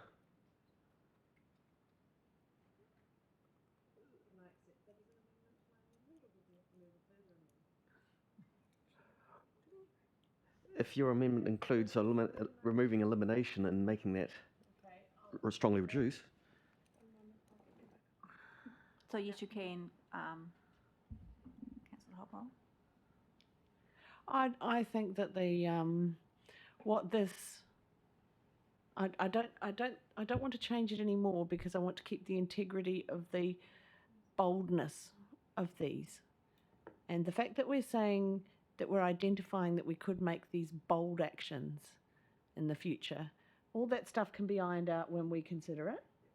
But let's not water them down, because the idea of these was to give a signal that council consider much more bold actions than are identified in this report at some point. It's yet again putting our stake in the ground to be at the front, but without committing us to anything that's going to cause any extra work at the moment. We're just identifying possible future initiatives. We're not even committing to look into them at the moment because we know that the team have a full portfolio right now. So I just want to be really clear what this means, that we're signalling that we want to be really bold, but we're going to have a look at how it fits into this broader work program, which has been carefully crafted for us today. So that's my debate on my amendment, and why I think we should just keep them as they are, because we're not committing to anything anyway by them. Yeah. So thank you very much. So I see no more lights on, so I will now put this, the words up here to the vote. All those in favour say aye. Aye. Those against? The motion is carried. The amendment's carried. So now it's amended, it's a substantive motion, and you need to vote on it. Should really do a track change. The amendment. We'll just sort that out. So like with the previous one, Christian has moved it. Yeah, Now yeah. we need a seconder. So apologies here. So what has just occurred is this is actually voting to have the words changed. So now we're actually now we're going to vote on this recommendation with the changes. Yes. Yeah. So with that, all those in favour say aye. We need a seconder. Oh, sorry, a seconder for this, please. Sophie had seconded. Yes, yes, yes. All those in favour say aye. Aye. All those against? The motion is carried. Thank you. So now we have one more to consider, or new motion to consider from Mr. Judge.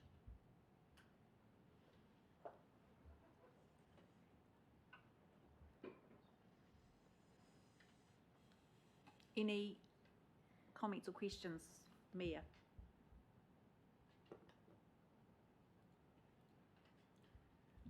that this was meant to replace B up Oh, top. yes, so we may actually, shall we take it as part of all the others? Because this was meant to be an amendment to B. hold on. Yeah, so actually, yeah, so sorry about this. So this here, this one, this, the one at the very bottom that we haven't considered yet, this is actually to replace B, So to amend B. Yeah. to amend B. So that's actually reducing the target by 10 years.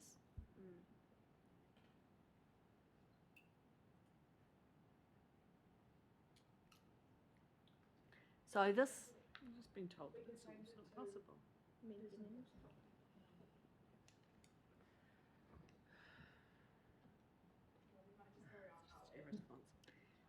Councillor Coe.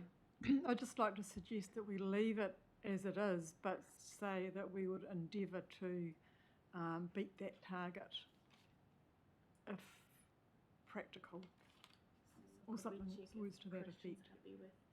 Because So we otherwise have the need to target as vote on this 2050, amendment but and then do we'll it. use our best endeavours to beat that target. Mr. Judge. Just 2 points. Perhaps we should vote between 2040 and 2050. And on C, as is there now, it doesn't make sense if you've got the word gross in C, because you can't have gross be net. That just doesn't make sense. It should just be organisational emissions of net zero by date. Gross emissions can't be net. That's why you have the word gross or net. Yes. So Yes, they are. they should be the same other than the date. So, an explanation, what is the difference between B and C? So C is the replacement of B. We've just copied. There's none, and I agree with Mr. Judge that the growth should be removed because it's a net zero target, which means you reduce as much as you can, then you try to sequester what you can through forestry, and then you purchase the remainder in carbon credits.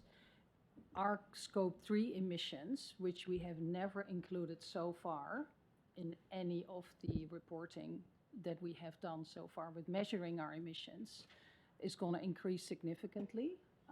So that's all I wanted to add to reconsidering the timeline. If we are getting serious about Category 3 to 6 emissions, we will double our footprint while we're shortening the time to get to the goal. That's something that needs to be considered. So I think what's in front of us at the moment is leaving 2050 in there with some additional words, or going with what Christian suggested, 2040, and given that you've moved the amendment, you'd need to be comfortable with 2050 and some additional words to say, or best endeavours, or not. So at this point in time, there's no seconder. So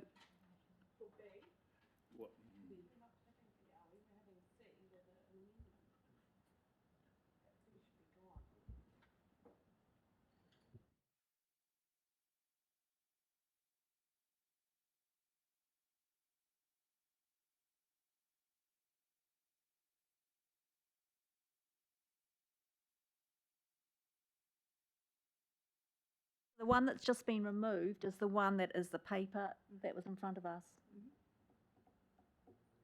So B now,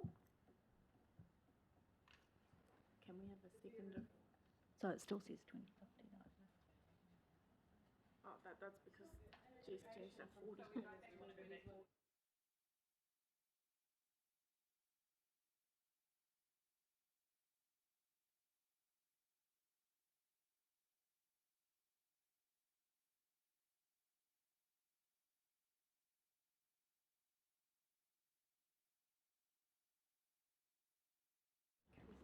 But Christian's got to be happy with that. Yes. That he moved to 2040. Yes. So So first of all, you need to take the word gross out of the second thing. It makes no sense. I'd like it to be as strong as possible towards 2040. I mean, we are in a climate emergency, and I do hear what people say, but I would like to test it around the room as to if there is further support for going firmly for 2040. But I'm also trying to reach I support consensus, but my marker is on 2040. Oh, I'm happy to second the amended B with 2040, because what we would be doing is we could even say recommends to council that they consider setting a target of net zero emissions 2040, if that was going to make the difference. But I think, again, it's a target, like whether we set it at 2040 or 2050, we might, we're trying to set intention, and the intention is to go as quickly as possible. And if we say 2050, well, then it's 25 years on from when our original net zero target was, longer than Kim and I were just talking about this, longer than we've even been doing this work. So it just makes sense to try and be a little bit aspirational. Okay. It doesn't need to, yeah, I don't. Yes, okay, I'm so happy to second that. we have a motion on the table that has been seconded. So I will put this to the vote. All those in favour? So basically on B. So we're voting on the amendment of B. Yeah, so this is actually on the amendment of B. That is in the current report, so which basically removes the word gross and reduces it from 2050 to 2040. So I will put to the vote. All those in favour say aye.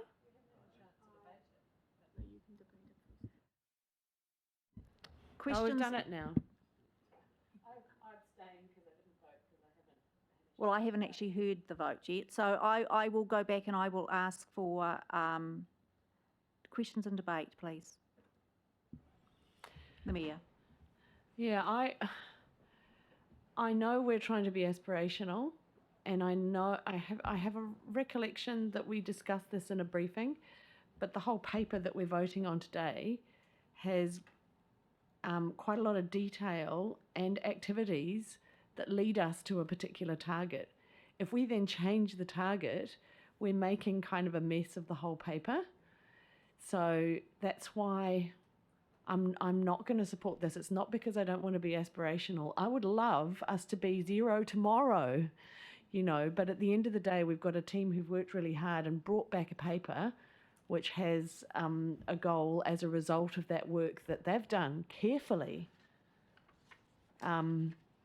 analysing what we're able to do affordably as a council. So sure, we can encourage them as time goes on, as technologies improve and as we have more tools at our disposal and potentially more rates as growth happens to go faster with more revenue. But right now, I'm happy to go with the recommendation from the paper, so I won't be voting for this amendment. But rest assured, I still want to be pushing as a council for us to go as hard and as fast as we can. Thank you. Councillor Coe. Yeah, look, I would not support this because I think there's too many low-hanging fruit in terms of, bang for buck in terms of district-wide emissions, that kind of thing. I think you're getting down to the hard stuff and the expensive stuff when you're trying to condense it down like that, and we need to be mindful of our community's ability to support further increases in rates and what have you. So I think we've got to be realistic and say, let's get the best bang for buck. We've done a massive job in terms of what we've done in council. Let's now get the low-hanging fruit that exist out there in terms of wider emissions in our district. Thank you. Thank you, Councillor Coe. Mr. Judge. Thank you. I certainly hear the sentiment and what you're saying and respect what you're saying, and the Mayor, Councillor Coe. I would draw my own experience. This is why I've moved a bunch of these recommendations. Is that I did work at council as energy manager, and at that time we had on the table fully costed, fully funded plans to take all fossil gas out of our swimming pools in about by about 2011, 2012, and that was turned over by the chief executive. I would say also from working at ICA and also having worked at the International Energy Agency, that cost-effective ways of decarbonising our operations exist today that I believe will really cost our ratepayers less money over the total cost of ownership of those assets. So I think it's going to be cheaper and low emissions, and that with ambition and our guidance and by working together, we can go further and we can go faster, and we need to work together to do that. The excellent work that officials have done for us and presented today is a great start, but I think we can do more, and I think we should have the ambition to do more, and we should do some more work to achieve more. I think we can do that.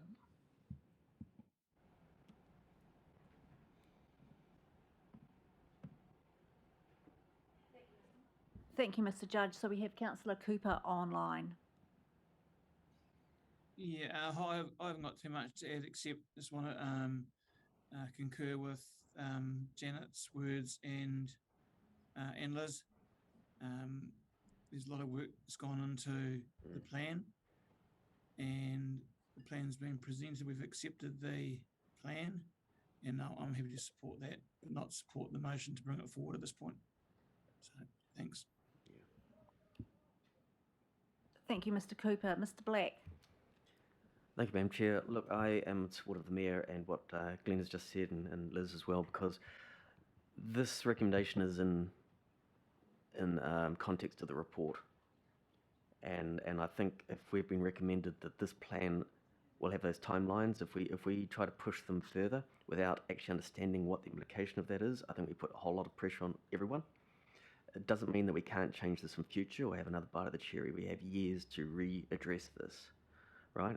So I suggest we don't amend it, and we can look at other aspects later after this meeting on how to reduce things even more than 2040.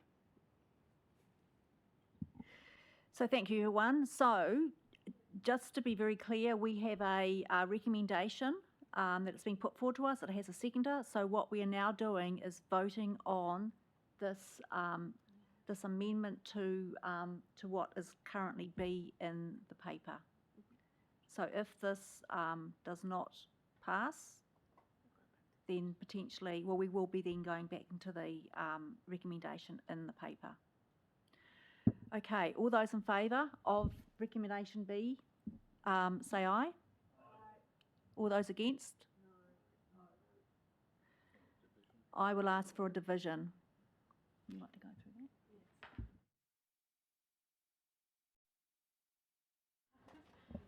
that?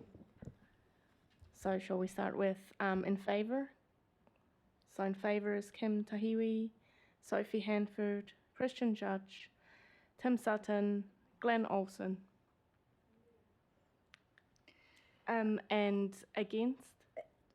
First of all, online, are we aware of what Mr.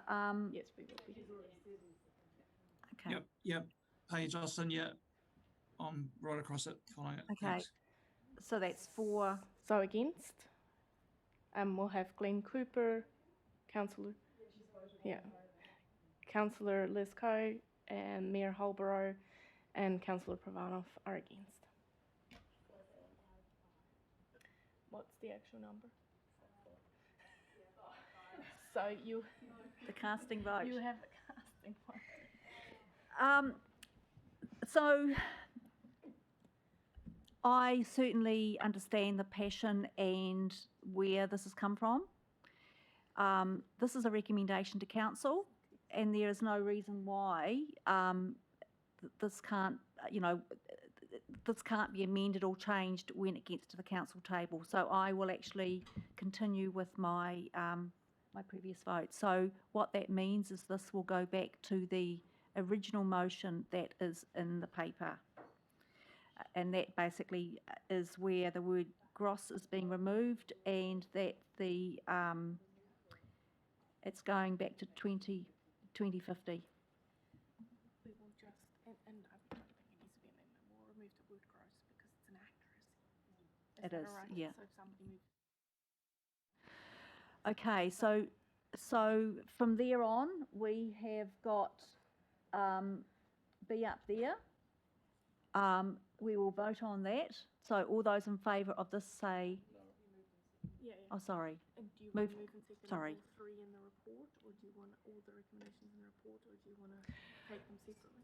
So I'm happy to move A, B, C, D, E, F.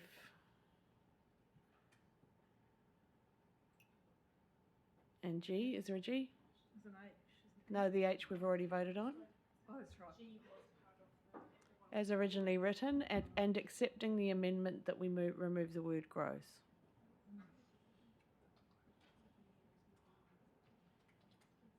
I'll second that. What's G? Can you just scroll down? I've lost my paper. G is. We've already voted on, haven't we? Yeah.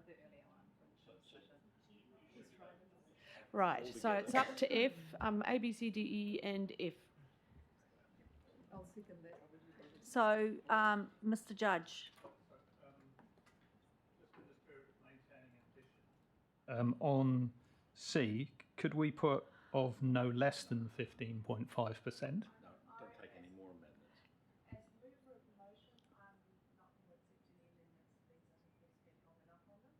Because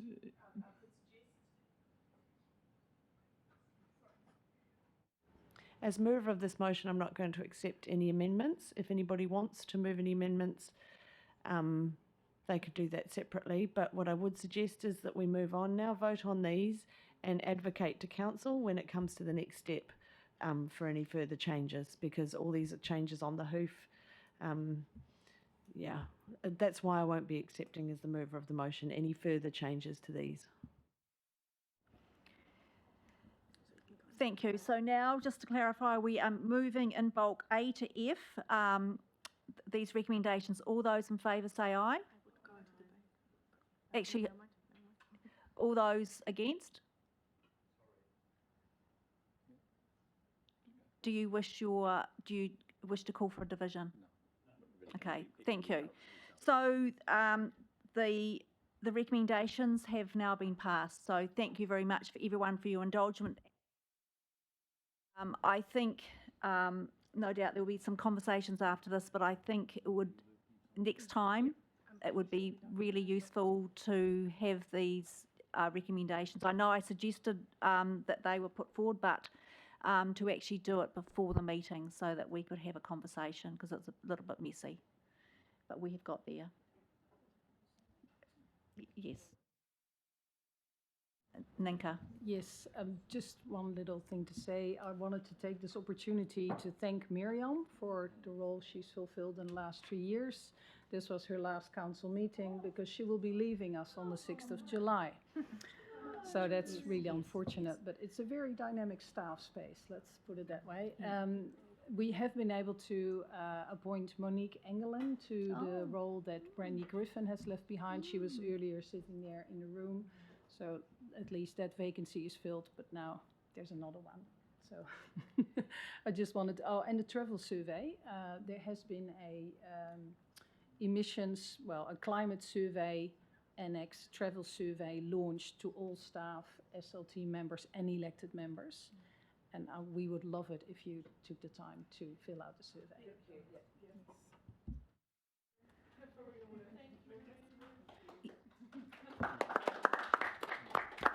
Yes, so just a final word for me. Thank you very much for your report today and your indulgence in our process. You can obviously see this committee is very passionate about this topic, and we wish you very well, Miriam.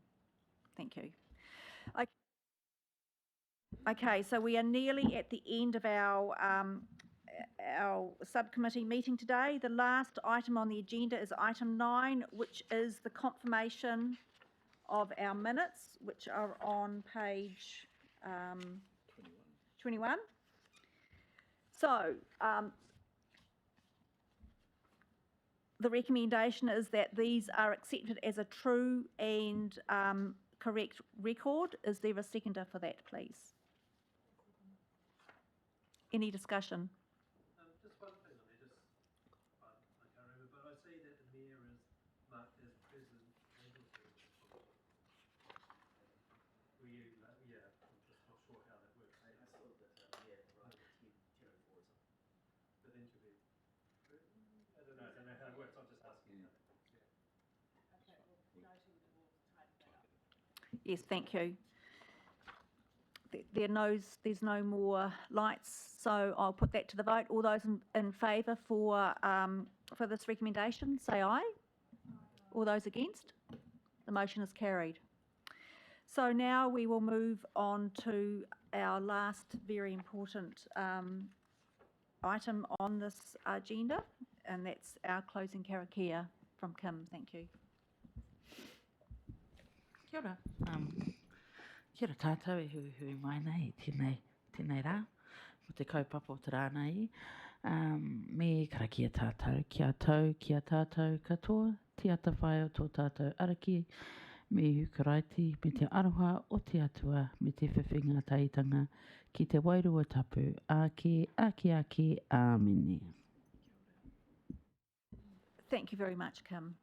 So I now declare this meeting is closed, and thank you very much.